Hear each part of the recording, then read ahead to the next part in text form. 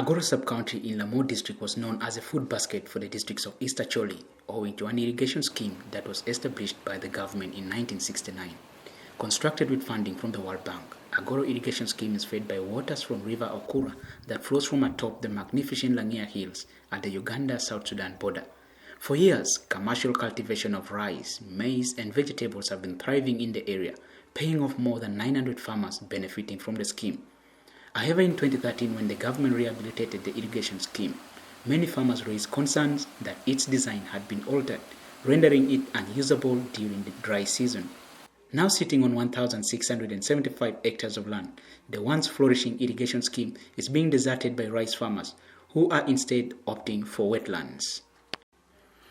Grace Achayo, a rice farmer, says for many years water flow at the irrigation scheme had been normal until in 2013 when the water canals were dug deeper, making it impossible for water to flow to their gardens. Achayo says the anomaly has affected her once thriving commercial rice growing business, forcing her to relocate to the main Okura River watercourse.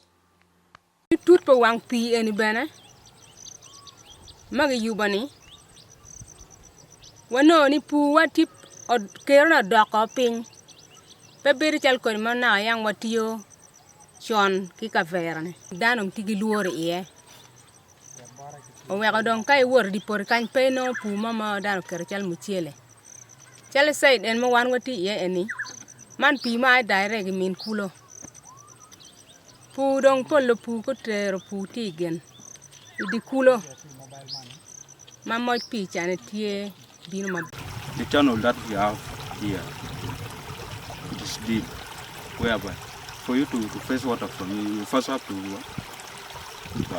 get in, then you collect your water, then after from there climbing from here up to here is really difficult.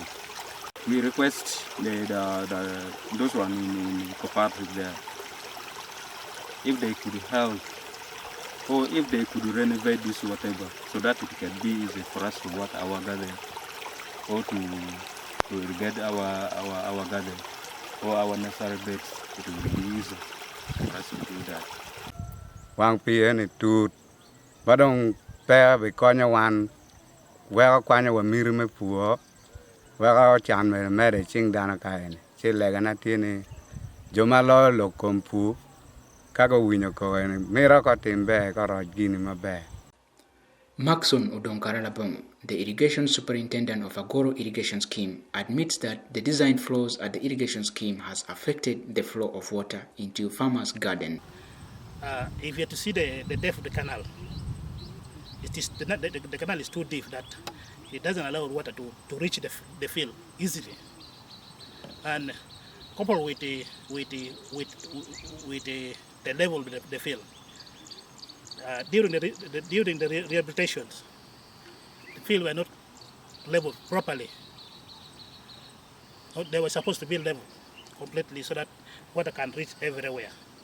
But due to that, water cannot reach well.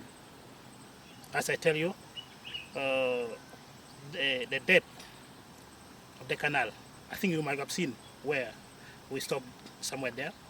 The depth, if you had to compare, it is too deep. Almost 3 feet deep. Following outcries from local farmers on the depth of water canals at the scheme, the government last year embarked on plans to conduct major rehabilitation works. The plans will see the open water canals in the affected farmlands of blocks 1 to 8 changed with closed pipe systems for better flow of water into farmlands.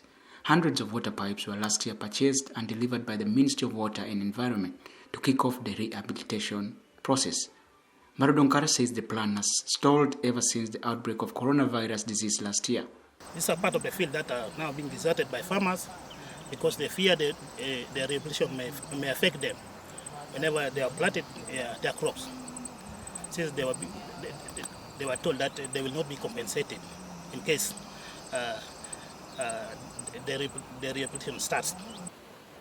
With the ever-changing weather pattern in the region over the past years owing to increased pressure on the natural environment that has left devastating trails on agriculture, farmers in the area are optimistic that government will expeditiously kick off the rehabilitation of the scheme to ease crop farming ahead of the dry spell.